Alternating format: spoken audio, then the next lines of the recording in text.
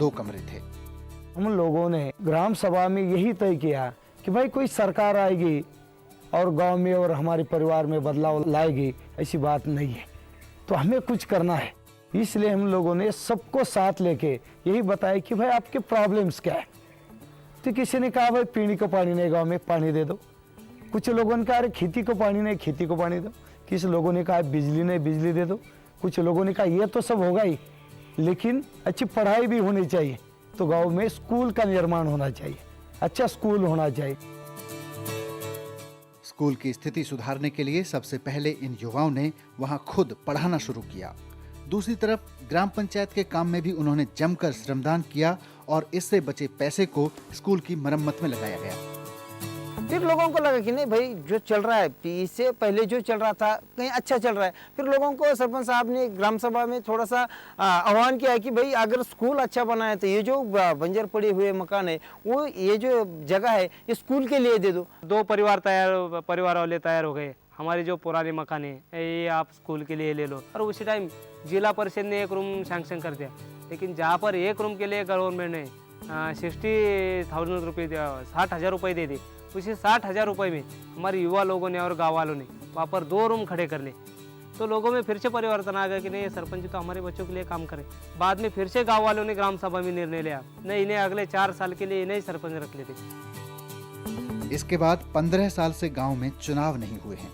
चुनाव का समय आते ही हर बार गांव की व्यवस्था निर्विरोध रूप से पोपटराव पवार को सौंप दी जाती है।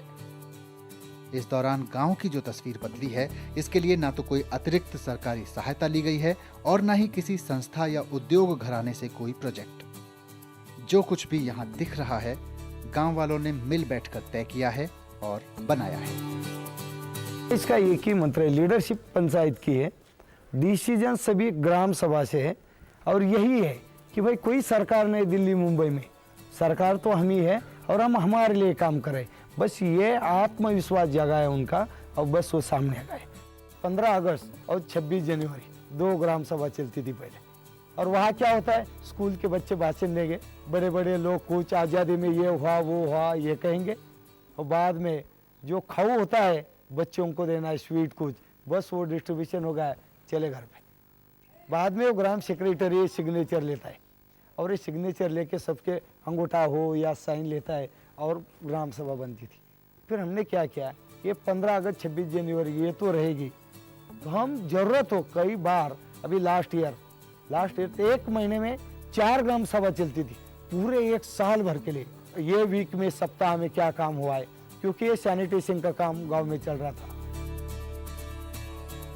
इस गांव की खुशहाली का मूल मंत्र है फैसले लेने और उन्हें अमल में लाने में लोगों की भागीदारी।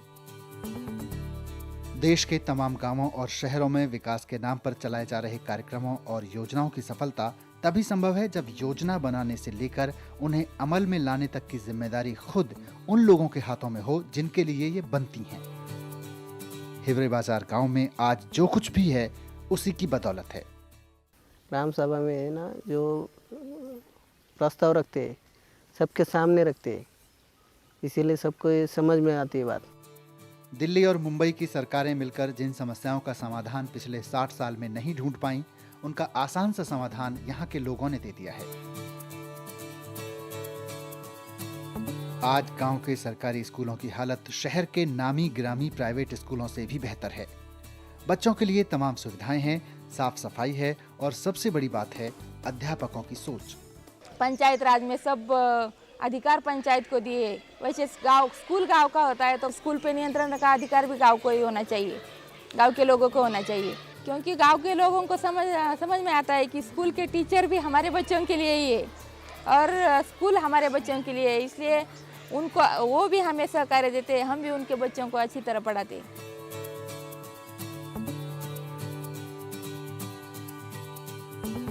गांव में राशन की चोरी नहीं होती। राशन का अनाज आता है तो गांव के लोगों की मौजूदगी में उतारा जाता है और राशन दुकानदार को हर ग्राम सभा में तमाम लोगों के सामने अपना हिसाब किताब रखना होता है। ग्राम सभा में ये राशन और रॉकेल का है वो सब हिसाब दिया जाता है और किसको मिलता है किसको नहीं मिलता है ये सब बता दिया जाता है। गांव में स्वास्थ्य कर्मचारी खुद को गांव वालों के प्रति जिम्मेदार मानने लगे हैं। हमको ना ग्राम सभा में लोगों को जवाब देना बहुत अच्छा लगता है, क्योंकि काम तो उनके साथ करने पड़ता है ना, तो उनके साथ जवाब देने से उनको भी समझता है वो कौन सा काम कैसा करना का है कैसा नहीं, उनकी भी मदद मिलती है, तो उनके साथ बातें करने की जवाब देना अच्छा लगता है। हिवरे बाजार की ग्राम सभा ने एक और बड़े सवाल का जवाब दिया है, वो है लोगों का रवैया। आमतौर पर सवाल उठता है कि अगर फैसले लेने का काम सभी लोगों की बैठक में होगा तो फैसले हो ही नहीं पाएंगे, या फिर प्रभावशाली लोग अपने पक्ष में फैसले करा लेंगे। लेकिन यहाँ ग्राम सभा में कई ऐसे फैसले लिए गए जो प्रभावशाली लोगों की गतिविधियों के खिलाफ थे, लेकिन थोड़े विरोध के बाद इनका पालन हुआ क्योंकि फैसले ग्राम सभा ने लिए थे। ऐसा ही एक फैसला था ग्राम सभा की जमीन के बारे में। गांव के ही कुछ लोगों ने अपने अपने खेत के बराबर की ग्राम सभा की जमीन पर कब्जा कर लिया था। 2 साल पहले खुद ग्राम सभा के निर्देश पर पूरे गांव की जमीन नापी गई। जिसके पास भी अपने रिकॉर्ड से ज्यादा जमीन थी उसने ग्राम सभा के लिए छोड़ दी, सिवाय एक परिवार के। वो तो चला गया कलेक्टर के पास, मेरे ऊपर अन्याय हो गया। ये पहले तो ऑन पेपर ये हमारे बुजुर्ग लोग थे, उन्होंने कहा था आपको ये ज़मीन, ये मेरी ज़मीन, लेकिन लैंड रिकॉर्ड उस वक्त ठीक नहीं हुआ और अभी आप कहते हैं इसको देना जरूरी, तो मैं कैसा दे दूँ। उन्होंने कहा मैं आत्मदहन करूँगा। फिर भी हम लोगों ने बात नहीं, पेपर न्यूज़ छप के आ गई थी। फिर हमने कहा एक आदमी के लिए अगर 95% लोगों का नुकसान करना है या एक का नुकसान होना चाहिए, तो बस सभी ने डिसीजन हो गया। अभी वो खुश, वो कहते अरे अच्छा हो गया 2 साल पहले वो डिसीजन हुआ। शुरुआत में मैंने विरोध किया था कि मैं अपनी जमीन नहीं दूंगा, लेकिन बाद में बच्चों ने समझाया कि इसमें अपना ही फायदा है। इतना ही नहीं, गांव के एकमात्र मुस्लिम परिवार के लिए मस्जिद बनाने का फैसला खुद ग्राम सभा ने लिया और इसमें सभी वर्ग के लोगों ने योगदान दिया। हमारे एक परिवार के लिए गांव वालों ने लोक वर्गनी करके मस्जिद का निर्माण करके दिया यार।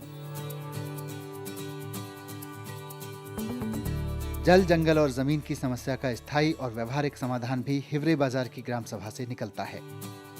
1982 में जब वन विभाग ने पौधे लगाए तो गांव वाले ही उन्हें काट कर ले गए, लेकिन जब खुद ग्राम सभा में फैसला लेकर आसपास के जंगलों को हरा भरा बनाने की मुहिम शुरू हुई तो गांव वालों ने श्रमदान करके बारिश के पानी को रोकने का इंतजाम किया और पेड़ पौधे लगाए। और आज जंगलों की रक्षा के लिए यहाँ वन विभाग की जरूरत नहीं है। पहाड़ थे बिल्कुल बंजर थे, अभी तो हरे भरे।